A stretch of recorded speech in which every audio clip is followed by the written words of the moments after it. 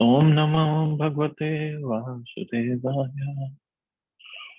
Narayana Namaskritya Naram Chaiva Narottamam Devim Saraswatim Vyasam Tato Jayamudiriye Nashtapraye Shavadreshu Nityam Bhagavata Sevaya Bhagavati Uttam Shloke Bhaktir Bhagavati Naishtiki. So continuing with the discussion on Srimad Bhagavatam, Canto 6, Chapter 5, Narad Muni cursed by Prajapati Daksha. Text number 22 onwards. Swar Brahmani Nirbhat Rishikesh Padam Bhuje Akhandam Chittam Aveshya Lokan Anucharan Muni. The 7 musical notes. So Shukdev Goswami is further speaking. The 7 musical notes, Sa, Re, Ga, Ma, Pa, Tha, Ni, are used in musical instruments, but originally they come from the Sam Veda. The great sage Narad vibrates sounds describing the pastimes of the Supreme Lord. By such transcendental vibrations, such as Hare Krishna, Krishna, Hare Hare, Hare Ram, Ram Ram, Hare Hare, he fixes his mind at the lotus feet of the Lord. Thus he directly perceives Rishikesh, the master of the senses. After delivering the Haryashvas, Narad Muni continued traveling throughout the planetary systems and with his mind always fixed at the lotus feet of the Lord.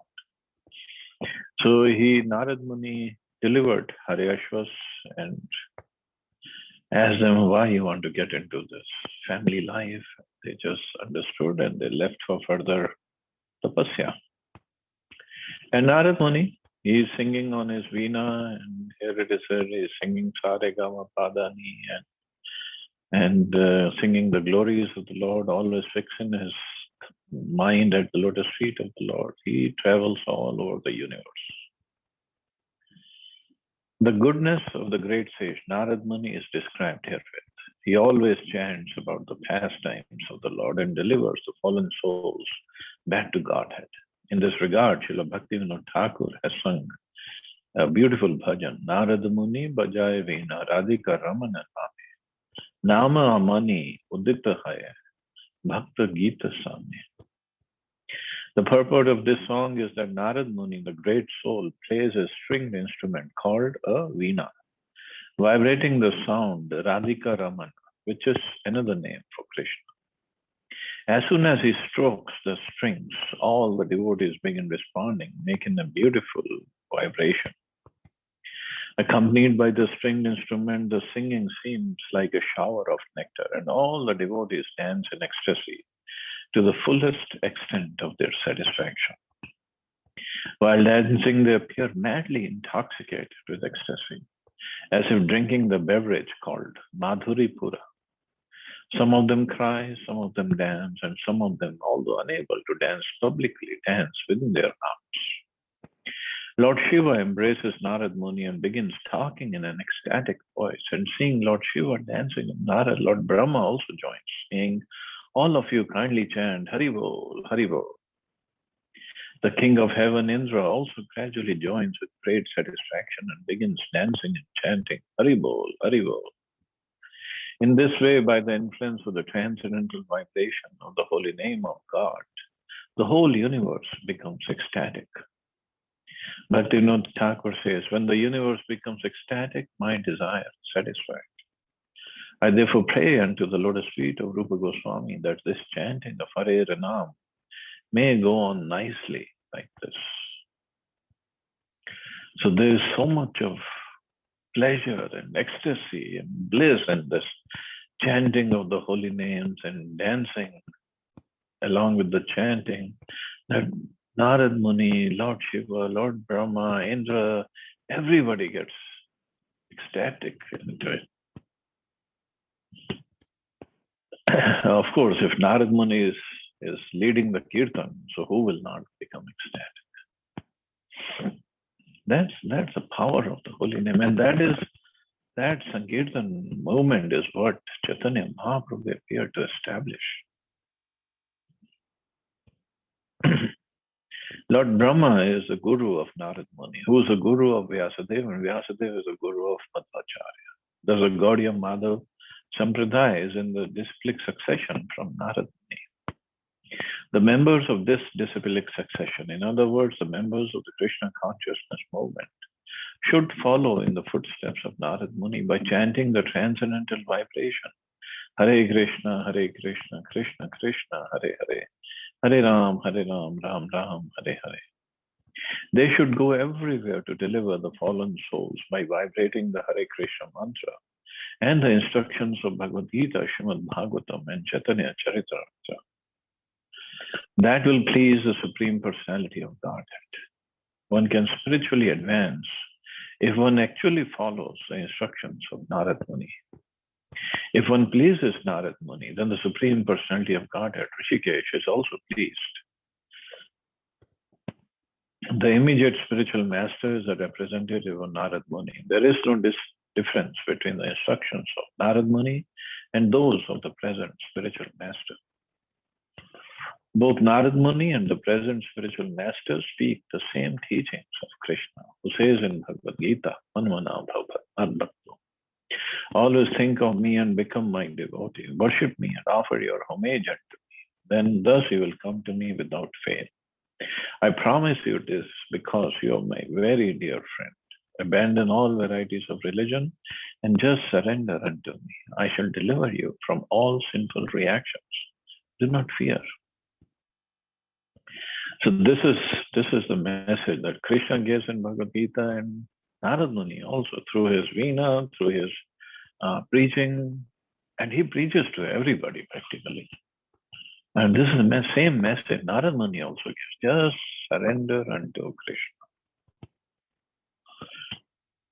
And the Prabhupada is saying that Narad Muni, because we come in the disciplic succession, and as Narad Muni is a great acharya, so whatever message he has given and whatever message Prabhupada has given is practically the same. Of course, without mercy of Prabhupada, without explanations and purpose of Prabhupada, we wouldn't be able to even understand what Narad Muni said, that in that one shloka which Haryashvas understood clearly. And they gave their purport later on in whatever 10, 12 shlokas. But now, Prabhupada, by mercy of Prabhupada, we can really understand what all these acharyas are saying.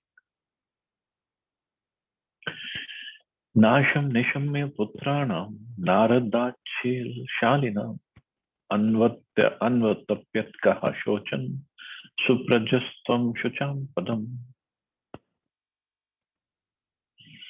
The Haryashvas, the sons of Prajapati Daksha, were very well behaved, cultured sons. But unfortunately, because of the instructions of Narad Muni, they deviated from the order of their father. But unfortunately, because of the instructions of Narad Muni, they deviated. So I don't know if that was unfortunate or really fortunate, but this is how Shukdev Goswami is saying. When Daksha heard this news, which was brought to him by whom? By Narad Muni, he began to lament. Although he was a father of such good sons, he had lost them all. Certainly this was lamented. And now Daksha was sitting in his palace and waiting for his 10,000 sons to return and help him in his service. And here comes Narad Muni, who gives him the news that all your 10,000 sons have taken sannyas and they have just gone to the maybe Himalayas or the forest to do further austerities.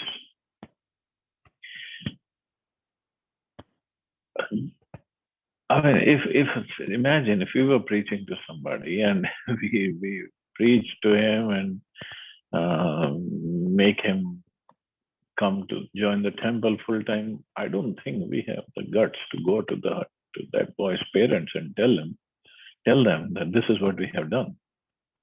But here, Narad Muni, why?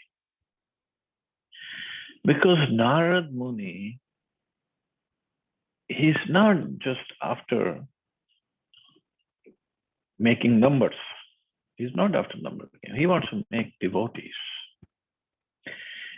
And he comes back to Daksha because he knows Daksha is a great person. Nobody just becomes a Prajapati without having the proper qualifications. And Narad Muni wants to come and he wants to give his mercy to Daksha also. It's very difficult to understand how Narad Muni preaches. Well, let's see what Prabhupada says. The Haryashvas, the sons of Prajapati Daksha, were certainly well behaved, learned, and advanced, and in accordance with the order of their father, they went to perform austerities to beget good sons for their family. But Narad Muni took advantage of the good behavior and culture to properly direct them, not to be involved with this material world, but to use their culture and knowledge to end their material affairs. The Haryashvas abided by the order of Narad Muni. But when news of this was brought to Prajapati Daksha, the Prajapati, instead of being happy with the actions of Narad Muni, was extremely sorrowful. Similarly, we are trying to bring as many young men as possible to the Krishna consciousness movement for their ultimate benefit. But the parents of the young men joining this movement, being very sorry, are lamenting and making counter propaganda. Of course, Prajapati Daksha did not make propaganda against Narad Muni, but later, as we shall see, Daksha cursed Narad Muni for his benevolent activities. This is the way of materialistic life. A materialistic father and mother want to engage their sons in begetting children, striving for improved economic conditions and rotting in materialistic life. They're not happy when the children become spoiled, useless citizens, but they lament when they join the Krishna consciousness movement to achieve the ultimate goal of life. This animosity between parents and Krishna consciousness movement has existed since time immemorial. Even Narad Muni was condemned not to speak of others. Nevertheless, Narad Muni never gives up his mission to deliver as many fallen souls as possible. He continues playing his musical instrument, vibrating the transcendental sound, Hare Krishna, Krishna Krishna, Hare Hare, Hare Ram, Ram Ram, Hare Hare. So Prabhupada is basically comparing the situation between Narad Muni and himself. Narad Muni and Daksha was very sorrowful, very lamenting that how come his 10,000 sons, they all took sannyas. And later on, he cursed Narad Muni. And this is what Prabhupada said. We also have to face the same situation when the children who join the movement and their parents come and not understanding the need of this spiritual life, they also lament. And Prabhupada said they're not happy when the children become spoiled, useless citizens. And it is true. It is true. Materialistic father and mother, they just they don't see the value of spirituality.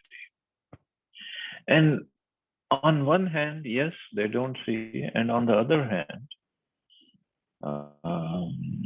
either the children or the movement is also responsible for not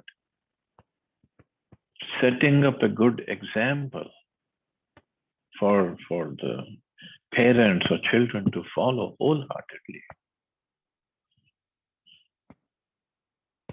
So if a boy has become a brahmachari and he doesn't want to take up a regular job and get married, but then he has to set such a good example, such a great example in his family, among his friends, that people, at least they become well-wishers of the society. At least. If not, then they should also take up this process. But somehow, many times, it happens. They don't set a good example. They become very fanatic. And to the extent that they say, oh, I don't want to do anything. I don't want I don't have to do anything with my materialistic karmi parents and this and that. So I always, in Delhi also many times this situation has happened. So I always teach these young brahmacharis, and it's a saying that Prabhupada made, or I have heard from Tamal Krish Maharaj, that a flower of jasmine is not produced on a tree of some other flower. A flower of jasmine always comes on the jasmine plant. I mean, so if the son or daughter is a devotee or is trying to be a devotee, means the parents are already on that level, and that's why these children have taken birth in that family. Maybe the parents are not practicing now, but they must have done plenty of bhakti in the previous lives to have a son or daughter born who's a devotee in the family. So we should respect. We should have proper respect for those parents. Not just those parents, even the relatives. There has to be lots of connections.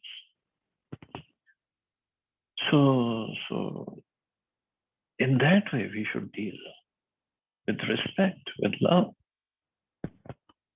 with caring. And if we do that, then definitely the parents will take up the process. Relatives can also, friends can also. And if nothing else, at least they will be beneficiaries. And that's Agyat Sukriti. So it's a preaching movement. It's not a movement just for ourselves. So as neophyte budding devotees, we have to keep that in mind. Sabhuya panchajanya ayam yachet parisan vitaha putran ajanya dakshaha savalashvan sahasrinaha. When Prajapati Daksha was lamenting for his lost children, Lord Brahma pacified him with the instructions. And thereafter, Daksha begot 1,000 more children in the womb of his wife, Panchajani. This time, his sons were known as Shavalashvas. So, first one was Haryashvas and now Savalashvas. Prajapati Daksha was so named because he was very expert in begetting children. The word Daksha means expert. First, he begot 10,000 children in the womb of his wife. And when the children were lost, means when they returned home back to Godhead, he begot another set of children known as Shavalashvas. Prajapati Daksha is very expert in begetting children. And Narad Muni is very expert in delivering all the conditioned souls back home, back to Godhead. Therefore, the materialistic experts do not agree with the spiritual expert, Narad Muni. But this does not mean that Narad Muni will give up his engagement of chanting the Hare Krishna mantra or preaching. So Daksha was expert in begetting children. Narad Muni was expert in delivering all the conditioned souls. Techa Pitra Samadhishta Praja Sarge Thritvrita Narayana Sarvo Jagmoryatra Siddhasva Purva Vaja. In accordance with their father's order to beget children, the second group of sons also went to Narayan Saras, the same place where their brothers had previously attained perfection by following the instructions of Narad. Undertaking great vows of austerity, the Shavalashvas remained at that holy place. Now, somebody can ask, why Prajapati Daksha sent his sons to the same place where Narad Muni had preached to his elder sons? Because Prajapati Daksha knew the importance of austerity for purification. To take up any great service, one has to be purified. For that, austerity is a must. And he again took a chance of sending his second group of sons to perform austerities and get purified. Prajapati Daksha sent his second group of sons to the same place where his previous sons had attained perfection. He did not hesitate to send his second group of sons to the same place, although the two might become victims of Narad's instructions. According to the Vedic culture, one should be trained in spiritual understanding as a brahmachari before entering household life to beget children. This is a Vedic system. Thus, Prajapati Daksha sent his second group of sons for cultural improvement, despite the risk that because of the instructions of Narad, they might become as intelligent as their older brothers. As a dutiful father, he did not hesitate to allow his sons to receive cultural instructions concerning the perfection of life. It depended upon them to choose whether to return home back to Godhead or to rot in this material world in various species of life. In all circumstances, the duty of the father is to give cultural education to his sons, who must later decide which way to go. Responsible fathers should not hinder their sons who are making cultural advancement in association with the Krishna consciousness movement. This is not a father's duty. The duty of a father is to give his son complete freedom to make his choice after becoming spiritually advanced by following the instructions of the spiritual master. But yes, these are the duties mentioned in the scriptures, but how many fathers or how many people read the scriptures or want to learn the duty? So Daksha, he knew, he understood, and he still sent his sons to the same place. Tad upasparshanadev vinirdhutam malashaya japanto brahma paramam te pustatra mahat tapaha.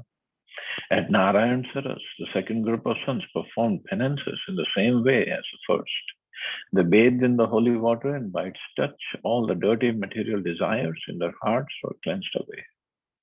They murmured mantras beginning with Omkar and underwent a severe course of austerities.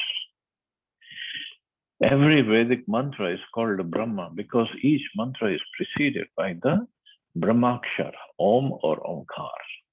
For example, Om Namo Bhagavate Vasudevaya. Lord Krishna says in Bhagavad Gita, Pranava Sarva Vedeshu. In all the Vedic mantras, I am represented by Pranav or Omkar. The chanting of the Vedic mantras beginning with Omkar is directly chanting of Krishna's name. There is no difference. Whether one chants Omkar or addresses the Lord as Krishna, the meaning is the same. But Sri Chaitanya Mahaprabhu has recommended that in this age one chant the Hare Krishna mantra. Although there is no difference between Hare Krishna and Vedic mantras beginning with Omkar, Sri Chaitanya Mahaprabhu, the leader of the spiritual movement for this age, has recommended that one chant Hare Krishna, Krishna Krishna, Hare Hare, Hare Ram, Ram Ram, Hare Hare, and get perfected. So many times people do ask, can we chant any name of Krishna or any name or Ram? Yes. But just like, see, every name is a medicine for the material disease. But just like now we have coronavirus, this problem, COVID disease, so we have a specific medicine that we are taking. We cannot just take any medicine and thinking I will get okay at the same time. It might take longer or it might not have any effect at all. But of course, every chanting of any holy name will have effect, but not the same effect as Hare Krishna Mahamantra in this day and age, because Chaitanya Mahaprabhu, who is avatar, and he has recommended it. So this Mahamantra is more powerful and to remove the material disease and to give Krishna Prema, both at the same time. So that's why we chant Hare Krishna Mahamantra. So anyway, the story is getting very interesting, but we'll stop here and see anybody has any questions or comments.